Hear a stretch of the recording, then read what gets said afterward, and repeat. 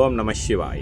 உறவுகள் அனைவருக்கும் அன்பு வணக்கம். எல்லோரும் நலமாக இருக்க நினைக்கின்றேன். எல்லோரும் நலமாக இருக்க வேண்டுமென்று இல்லாமல் இறைவனை பிரார்த்தித்தவனாக வளமை போன்ற ஒரு குரலை காணொலி வடிவிலே பதிவிட்டு வருகின்றேன். அந்த வகையிலே இன்றைய தினம் நாங்கள் காண்க இருக்கின்ற குரல் 1330 குரலிலே 470வது குரலாக அமைய இருக்கின்றது. நல்லொரு குரலாகவும் நல்லொரு உரையாகவும் அமைய பெற்றிருக்கின்றது. எல்லோருக்கும் பொருந்தக்கூடிய ஒரு குரலாக இது அமையும் என்று நினைக்கின்றேன். சிலர் இந்த குரலை கடந்து கூட வந்திருப்பீர்கள். பார்ப்போமாக இருந்தால், எள்ளாத எண்ணி செயல் வேண்டும் தம்மோட கொள்ளாது உலகு. எள்ளாத எண்ணி செயல் வேண்டும் தம்மோட கொள்ளாது உலகு என்பதாக அமைந்திருக்கின்றது. இதற்கு அழகான 3 உரைகள் அமைய பெற்றிருக்கின்றன. நாங்கள் முதலாவது உரையை பார்ப்போமாக இருந்தால், தம் நிலையோடு பொருந்தாதவற்றை உலகம் ஏற்றுக்கொள்ளாது. ஆகையால் உலகம் இகழ்ந்து தள்ளாத செயல்களை ஆராய்ந்து செய்ய வேண்டும். எங்களுடைய தகுதிக்கு மீறிய செயல்களை நாங்கள் செய்கின்ற பொழுது, எங்களுடைய நிலைக்கு மீறி எங்களுக்கு ஒற்றுக்கொள்ளாத செயல்களை நாங்கள் செய்கின்ற பொழுது, இந்த உலகம், இந்த சமூகம் எங்களை பழித்து பேசும். ஆகையால் நாங்கள் எங்களுக்கு பொருந்தக்கூடிய, எங்களுக்கு தகுதிக்கு பொருந்தக்கூடிய செயல்களை நாங்கள் செய்ய வேண்டும், ஆராய்ந்து செய்ய வேண்டும் என்பதைத்தான் முதலாவது உரை அழகாக சொல்லியிருக்கின்றது. தம் நிலையோடு பொருந்தாதவற்றை உலகம் ஏற்றுக்கொள்ளாது. ஆகையால் உலகம் இகழ்ந்து தள்ளாத செயல்களை ஆராய்ந்து செய்ய வேண்டும் என்பதாக முதலாவது உரை அமைந்திருக்கின்றது.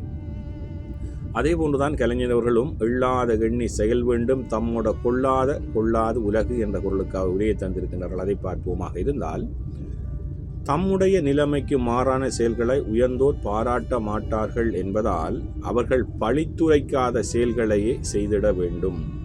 எங்களுடைய தகுதிக்கு மீறிய, எங்களுடைய நிலைமைக்கு மீறிய, எங்களுக்கு ஒத்துக்கொள்ளாத செயல்களை நாங்கள் செய்கின்ற பொழுது இந்த சமூகம், இந்த பெரியவர்கள் எங்களை பாராட்ட மாட்டார்கள்.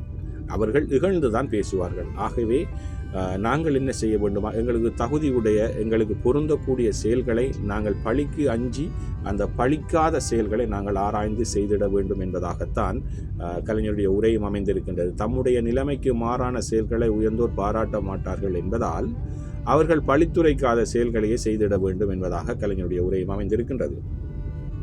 அதே போன்றுதான் எள்ளாத எண்ணி செயல் வேண்டும் தம்மோட கொள்ளாது உலகு என்ற குரலுக்காக சாலமன் பாப்பி அவர்களும் ஒரு உரையை தந்திருக்கிறார்கள். அதை பார்ப்போமாக இருந்தால், தன் தகுதிக்கு பொருந்தாத வழிமுறைகளை செய்தால் மக்கள் அதை இகழ்வார்கள். அதனால் மக்கள் இகழாத வழிகளை எண்ணி செய்த வேண்டும் என்பதாக அமைந்திருக்கின்றது. 3 உரைகளும் ஒன்றைத்தான் சொல்லியிருக்கின்றது.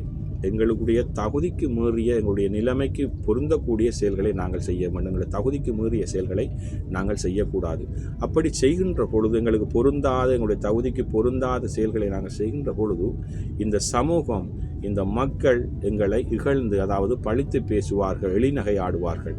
ஆகவே நாங்கள் இந்த பழிக்கு அஞ்சி எங்களுக்கு பொருந்தக்கூடிய, எங்களுக்கு தகுதிக்கு பொருந்தக்கூடிய செயல்களை நாங்கள் செய்வோமாக இருந்தால் இந்த பழிச்சொல்லுக்கு ஆளாகாமல் நாங்கள் எங்களுடைய செயல்களிலே சிறப்பாக செய்ய முடியும் என்பதைத்தான் இந்த குரல் அழகாக சொல்லியிருக்கின்றது.